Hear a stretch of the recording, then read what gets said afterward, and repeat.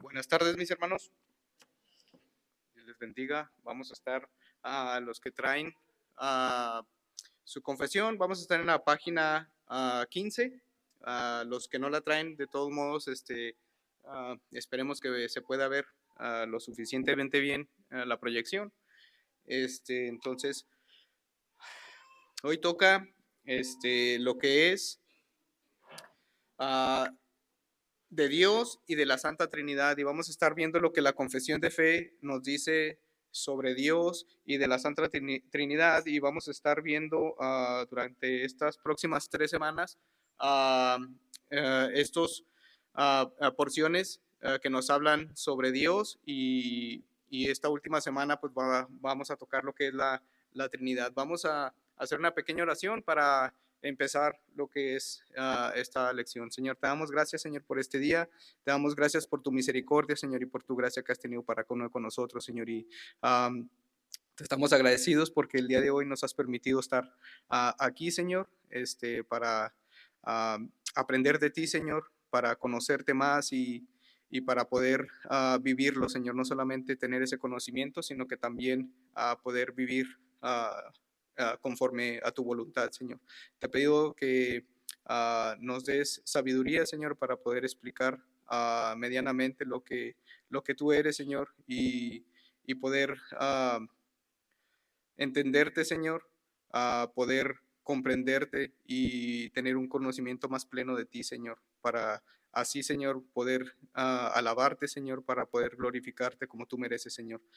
Te pido por cada uno de mis hermanos, Señor, los que no pudieron estar aquí, Señor, que seas tú con ellos, y nuevamente estamos muy agradecidos. Esté tú con cada uno de nosotros en el nombre de tu amado Jesús. Amén. Muy bien, entonces, entrando a lo que es esta porción o esta lección, vamos a estar viendo básicamente atributos o los atributos divinos. Y quisiera preguntar, ¿qué es un atributo? ¿Alguien pudiera decirme qué es un atributo? Cuando vamos de los atributos, bueno, un atributo. Ujú. No, un don no. Pero la hermana, o sea, una característica, ¿qué más? Cuando hablamos de qué atributos tiene aquella cosa, aquella persona, ¿de qué se les viene a la mente?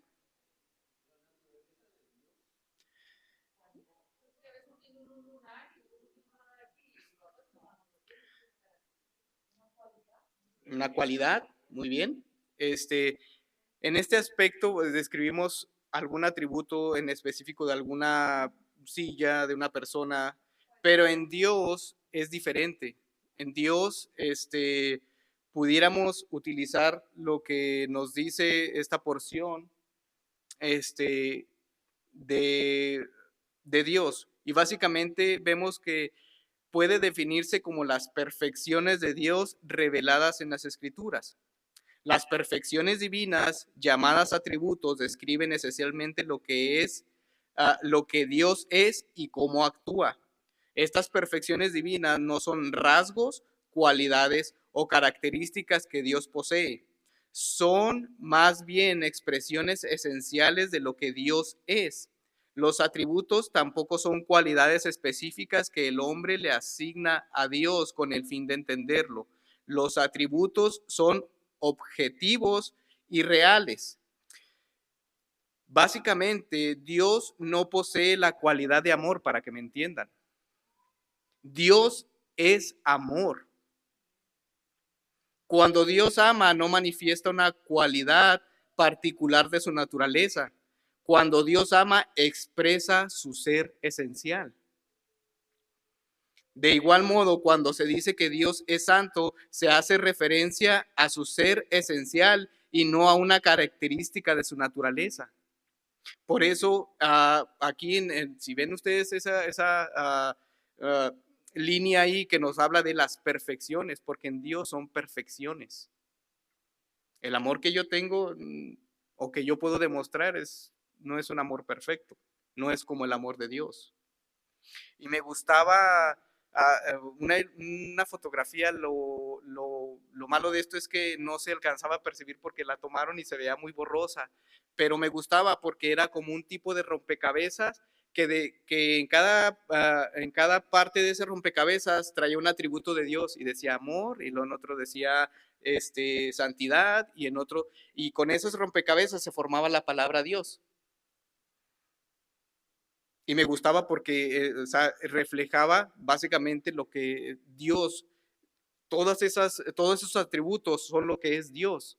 Y no podemos separar el amor de Dios porque Dios es amor. Entonces vemos que cuando hablamos de los atributos de Dios es para que nosotros medianamente podamos comprender a Dios y decir, ah, ok, Dios es amor, Dios es justicia, Dios eh, eh, es ira. Entonces con eso nosotros podemos entender al Dios de las Escrituras.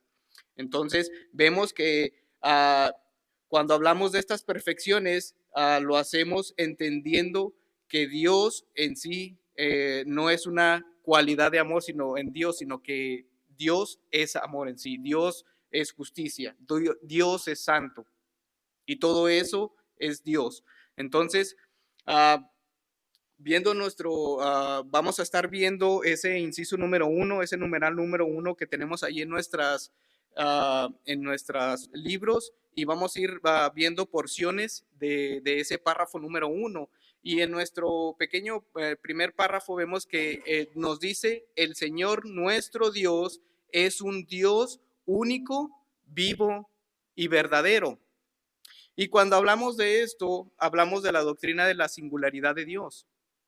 ¿Ya que nos referimos con singularidad de Dios? Pues vemos que la palabra singular significa solo o único en su especie. Cuando hablamos de singularidad, hablamos de la singularidad de Dios, es que hablamos que Dios es único, no hay otro. Dios es solo. Y vemos aquí en esta cuestión, vemos que, como dice allí, es la cualidad de ser único, irrepetible o solo. Y tenemos estas dos porciones de versículos que nos demuestran o nos hablan sobre esta perfección de Dios. Y nos dice Isaías 43, yo soy el Señor, no hay otro Dios, no hay otro, y yo soy el Señor. Isaías 45:5 nos dice, yo soy Dios y nadie más, no hay otro fuera de mí, porque solamente Dios es Dios. Y en otras porciones vemos que dice que hay otros dioses, pero como hablábamos con minúsculas, refiriéndose a que son producto de nuestra imaginación. Pero no hay nadie como Dios. Dios es el único Dios verdadero. Y no hay nadie que se le compare. Como vamos a ver ahorita en los siguientes atributos, solamente Dios es santo, solamente Dios es poderoso, solamente Dios hace justicia, solamente Dios es eterno, no hay nadie más, solamente Él. Entonces, cuando hablamos de esta singularidad es la cualidad de ser único e irrepetible. Pero también tenemos, avanzando en ese mismo número 1, vemos cuya subsistencia está en Él mismo y es de Él mismo, infinito en ser y perfección. Y cuando hablamos de esto, este atributo lo refleja la seidad de Dios, que ya lo habíamos visto en una escuela dominical, ya lo habíamos explicado qué significa la seidad de Dios. Y básicamente la seidad de Dios nos dice que Dios tiene el poder de ser en sí, no lo obtiene de nadie más. El término aceidad proviene del latín acei, que significa de uno mismo. Entonces vemos que la seidad de Dios es la existencia de Dios, no es causada por ni depende de ninguna manera de ninguna otra cosa. Dios no procede de ninguna cosa, a través de ninguna cosa o en ninguna cosa. De hecho, Romanos 11:36, la porción A nos dice, de Él y por Él y para Él son todas las cosas. Dios no es ninguna creación, no, Dios no lo creó nadie, Dios es eterno, Dios es infinito. Él no tuvo un principio como la tierra o como nosotros, ni va a tener un fin. Cristo dijo, yo pongo mi vida porque es mi vida y yo la vuelvo a tomar porque es mi vida. Pero ninguno de nosotros tenemos vida eterna. No es que yo diga, no, pues yo en tantos años me voy a morir, pero voy a renacer como algunos otros piensan o yo, bueno, no. Mi vida está en las manos de Dios. Entonces vemos que Dios no tiene una causa. Dios existe por él mismo. Pero también avanzando, vemos que la seidad de Dios, entonces, pues lo podemos poner, es lo que define la supremacía del ser supremo. Él es supremo. Dios no puede morir. Dios no depende de nada para ser. Dios tiene el poder de ser en sí mismo, lo cual es algo que carecemos los humanos. Dios nunca nos ha necesitado para sobrevivir o para ser, pero nosotros no podemos sobrevivir ni un instante sin el poder de su ser sosteniendo nuestro ser. Recuerdo una película cuando estaba pequeño y no recuerdo cómo se llama, pero recuerdo que uno de los personajes se llamaba Treyu, que era como un tipo de dragón que parecía como un perro peludo blanco. Ujú, exactamente, y el muchacho lo montaba y andaba ahí. Y recuerdo que algo tenía que ver que si creo que alguien lo olvidaba, este personaje desaparecía. O sea, el personaje dependía de que recordaran de él para que él pudiera subsistir. Y a veces me ha tocado a gente que hace esa alusión de que no, es que Dios necesita ser adorado o Dios necesita que le alabemos, como si Él dependiera de que nosotros le diéramos alabanza a Él o que le cantáramos para que Él... No, si Dios hoy mismo quisiera, deja de sostener todo lo que podemos nosotros observar y dejamos de ser, porque dependemos de Él. Que yo me haya levantado esta mañana y que haya podido exhalar, respirar, depende enteramente de Dios, dependo enteramente de Dios para eso. Pero Él no, Él es supremo, como Él define lo que es la supremacía del ser supremo y a veces decimos o ponemos, oh, mira qué magnífico gol o qué magnífico, solamente Dios es magnífico.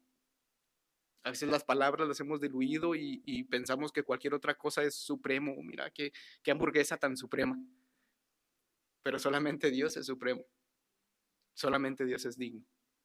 Entonces, vemos que Dios y solo Dios posee aceidad.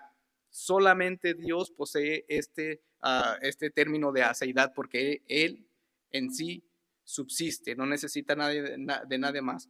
Y podemos ir a Jeremías. Jeremías 10:10.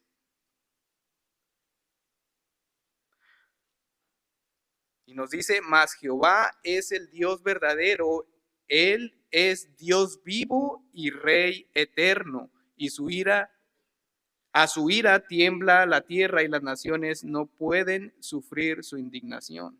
Entonces solamente vemos que ¿qué? Él es Dios vivo y Rey eterno. Solamente Él es eterno. Él es el alfa y Él es el omega. Luis Aranda tuvo un principio en el 86 y solamente Dios sabe cuándo va a ser el final de Luis. Pero Dios no tuvo un principio ni va a tener un final. Él es eterno, Él es el único que tiene eternidad. Entonces, vemos lo que es este término de aceidad y lo que nos describe este término acerca de Dios. Pero avanzando en este mismo punto número 1, vemos que cuya existencia no puede ser comprendida por nadie, sino por Él mismo. Y entonces aquí entramos en este término que nos habla de la incomprensibilidad de Dios, que nos dice que esta doctrina sostiene que la naturaleza divina es tal que Dios no puede ser completamente conocido o descrito tal como es en sí mismo, por ningún ser creado. Es decir, ningún lenguaje de criatura puede describir exhaustivamente lo extraordinario y ninguna criatura puede captar plenamente lo infinito.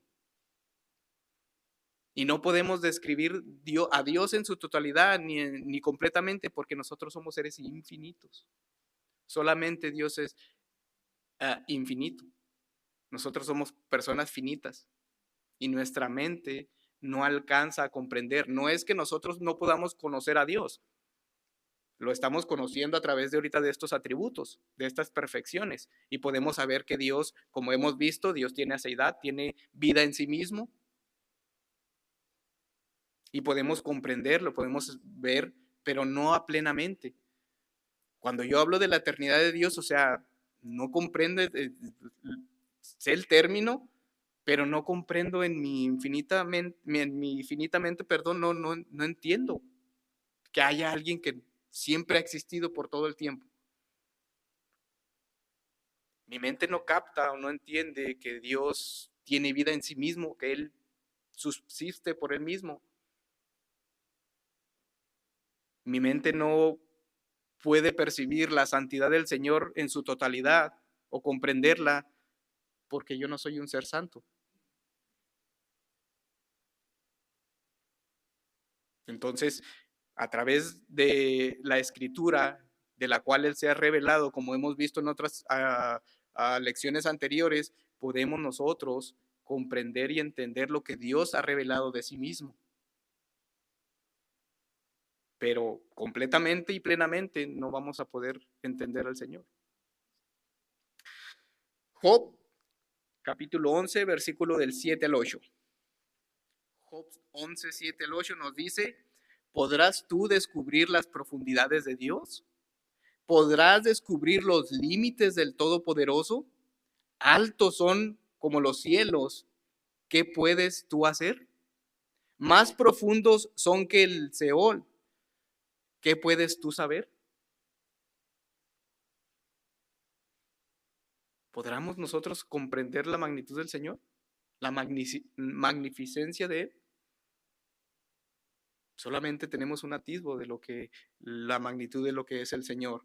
Romanos capítulo 11, versículo 33 al 34, nos dice, oh profundidad de las riquezas, de la sabiduría y del conocimiento de Dios, cuán insondables son sus juicios e inescrutables sus caminos.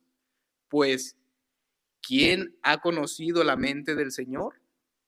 ¿O quién llegó a ser su consejero? Y recordando a Job, cuando Job en los capítulos 34, si no mal recuerdo, el Señor habla con Job y lo cuestiona y le dice, ok, aquí estoy. A ver, ¿qué me tienes que decir? ¿Dónde estabas tú cuando yo fundé la tierra? ¿Dónde estabas? ¿Acaso estabas tú cuando separé las aguas de la tierra? ¿Y qué hizo Job?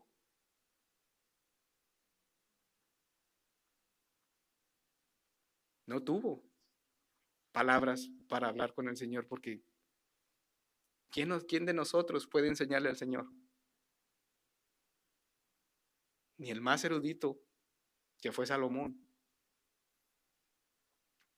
Y lo vemos en Eclesiastés, cómo Salomón describe cuál es nuestro fin, por así decir. Entonces, tenemos esta incomprensibilidad de Dios y vemos que no es solamente que no lo vamos a llegar a comprender, sino que simplemente nosotros no vamos a comprenderlo en su totalidad. Pero también vemos que es espíritu purísimo, invisible, sin cuerpo, miembros o pasiones, el único que tiene inmortalidad y que habita en luz inaccesible. Y vemos aquí en esta primera porción que nos dice que es que espíritu purísimo. Y vemos que la escritura nos dice que Dios no es un hombre, Dios es espíritu. Juan 4:24 nos dice, Dios es espíritu y los que le adoran deben adorar ¿en qué? En espíritu y en verdad. Y por lo tanto, su existencia no es física. Vemos que nosotros a través de la Biblia hemos visto alusiones de Dios y lo hemos visto como una zarza, lo hemos visto en diferentes descripciones de Dios y a eso se le conoce como teofanía. Una teofanía básicamente es una aparición de Dios, una manifestación intensa de la presencia de Dios que se acompaña de una extraordinaria demostración visual. ¿Y por qué decimos eso? Bueno, pues lo tenemos en Éxodo 3:2. Y Éxodo 3:2 nos dice, y el ángel del Señor se le apareció ¿en qué? En una llama de fuego en medio de una zarza. Al fijarse Moisés vio que la zarza ardía en fuego, pero la zarza no se consumía. ¿Dios era una zarza? ¿O es una zarza?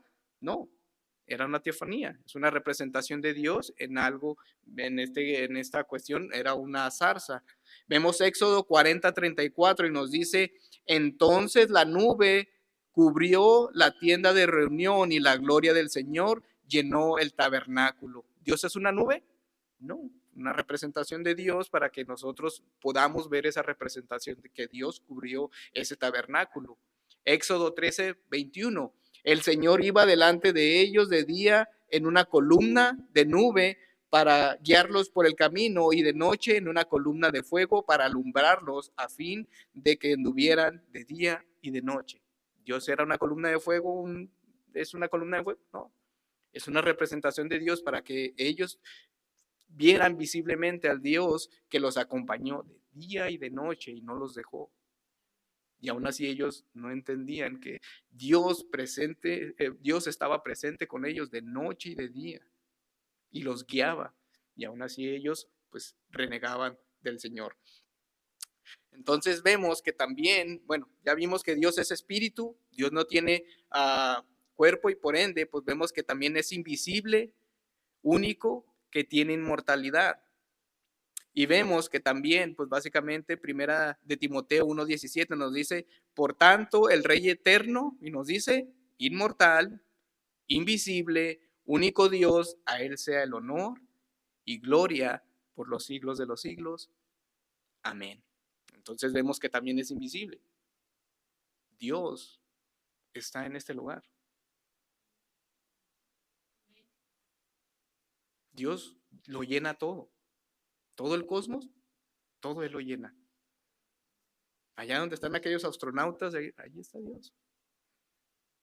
Si ahorita hay personas buceando ahí en el fondo, ahí está Dios. Dios lo llena todo, es invisible.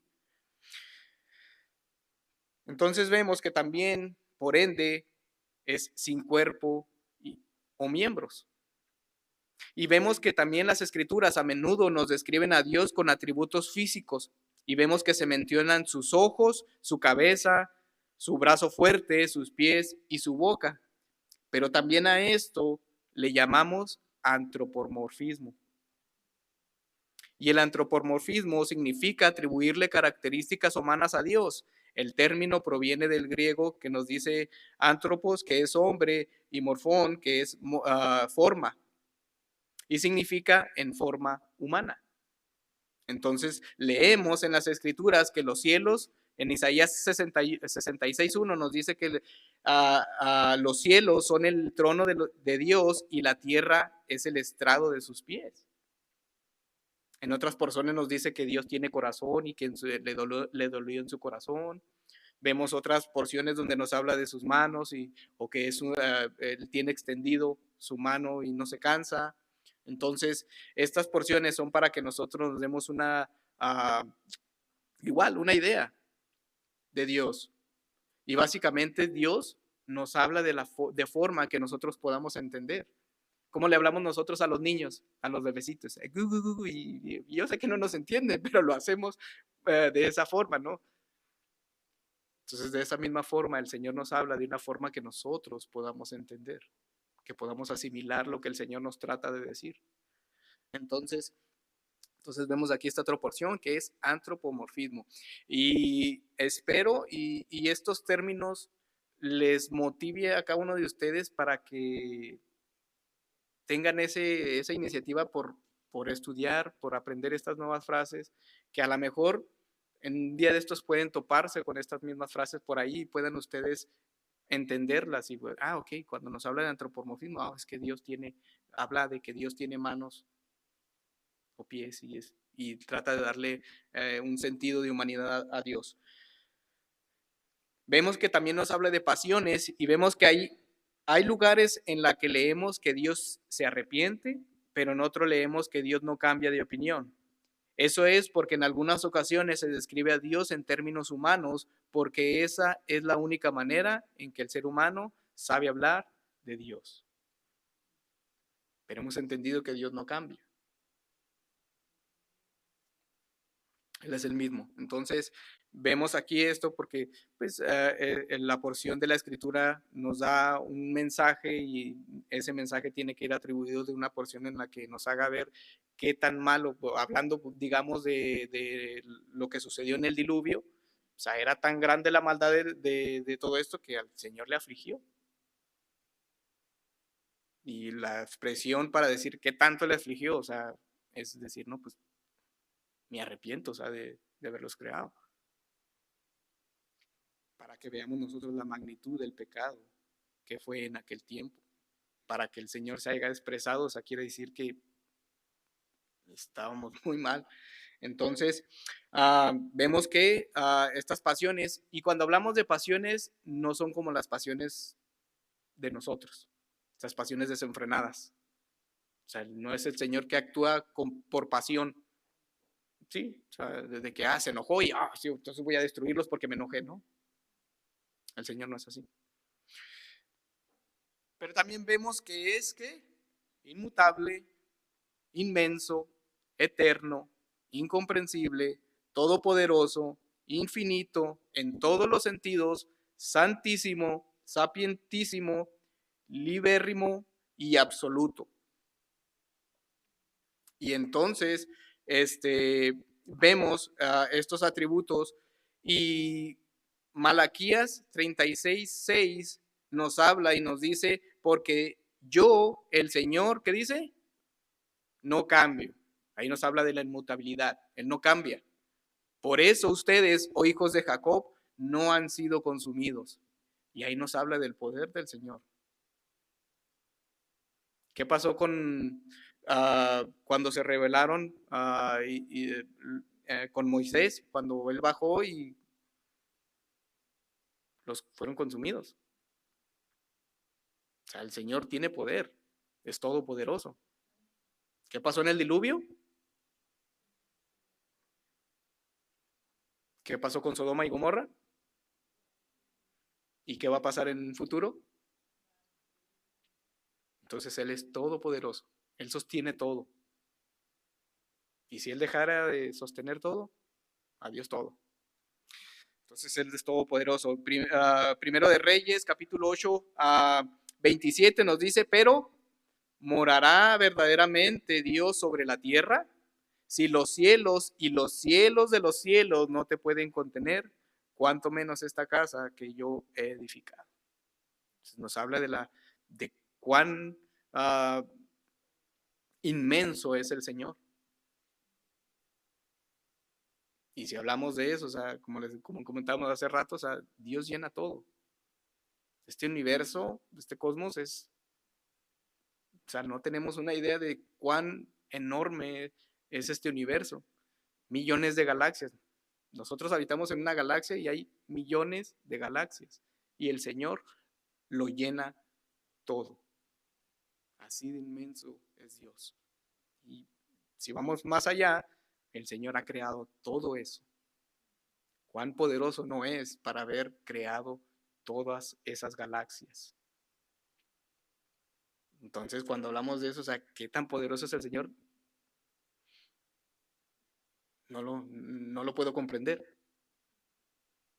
Y lo describimos de una manera muy burda, pero es algo que sobrepasa todo eso. O sea, hay científicos que saben todo eso de matemáticas y cálculos y todo eso, y aún así ellos no pueden describir todo eso. Entonces, vemos que también avanzando es inmutable, es inmenso, es eterno, incomprensible, todopoderoso, infinito en todos los sentidos, santísimo, sea plentísimo y es lo que ya había repetido y lo estoy repitiendo otra vez, pero también vemos que es eterno. Y Salmos 90, versículo 2 nos dice que antes que los montes fueran engendrados y nacieran la tierra y el mundo, desde la eternidad hasta la eternidad, tú eres Dios. Y nos habla de eternidad. Dios es eterno, es el único que tiene eternidad. Nadie más tiene eternidad. Vemos que hace todas las cosas según el consejo de su inmutable y justísima voluntad para su propia gloria. Y aquí hablamos de lo que es la soberanía de Dios. Y cuando hablamos que hace todas las cosas, hablamos de la extensión. ¿Cuál es su extensión? Todas las cosas. Todas las cosas están en su justísima voluntad. Él hace lo que Él quiere, dice la palabra. Vemos que también su gobierno pues es según su consejo, que es inmutable y es justísima voluntad. Y su meta de todo esto, ¿cuál es? ¿Cuál es la meta de todo eso? Su propia gloria. Todo lo que el Señor hace es para su propia gloria. Efesios 1:11 nos dice, también en Él hemos obtenido herencia, habiendo sido predestinados según el consejo, el propósito de aquel que obra todas las cosas conforme al consejo de su voluntad. Y de hecho, si avanzamos más, Él nos habla que Él nos rescató, Él nos salvó para su gloria. Y el 12 y el 16 creo que también habla sobre eso y nos dice que nos salvó para su gloria. Todo lo que el Señor hace es para su gloria. Isaías 46:10 dice, y que declaro el fin desde el principio y desde la antigüedad, lo que no ha sido hecho.